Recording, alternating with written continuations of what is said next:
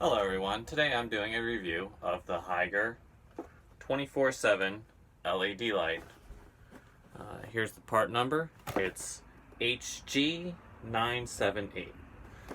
This is a 18 watt light, and apparently it can change the settings as it goes throughout the day, and change the spectrum according to the natural light settings.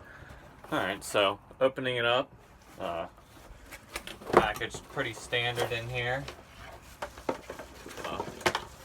Really thin profile light. Has little adjustable stands on the side. This one is between 18 and 24 inches. I'm going to put it on my 10-gallon planted aquarium. Has a little control setting module to adjust the different settings. Has a built-in timer, 6 hours, 10 hours, and 12 hours. Yeah, so I'm going to throw it on my 10-gallon aquarium and give a little review.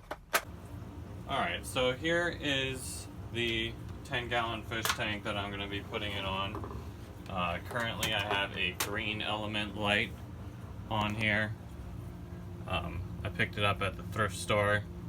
It has 2 light bulbs that are out, and I wired it in myself, which is kind of sketchy, by splicing the wires. So this is why I got a new one, is because I'm afraid it's a fire hazard and the 2 elements are out. Here are my fish in here. It needs to be cleaned, it just got moved down here. Alright, so it was a super easy install. Just plugging in 1 wire and putting the little thing so it's straight on here. I have it on the 24-hour mode. There's a couple different modes you can set it on based on the end time.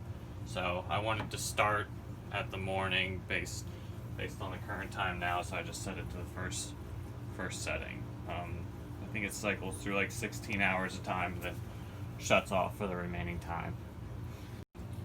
My initial review of this product is that it has a nice thin design. It's definitely not a bad deal. I paid $35 for this on Amazon. It took like 2 or 3 days to come in. It's pretty bright. Looks like, I mean, it's in the beginning daytime right now, so it's like supposed to be like mocking the early morning sunlights, but like it definitely has a good spectrum on it.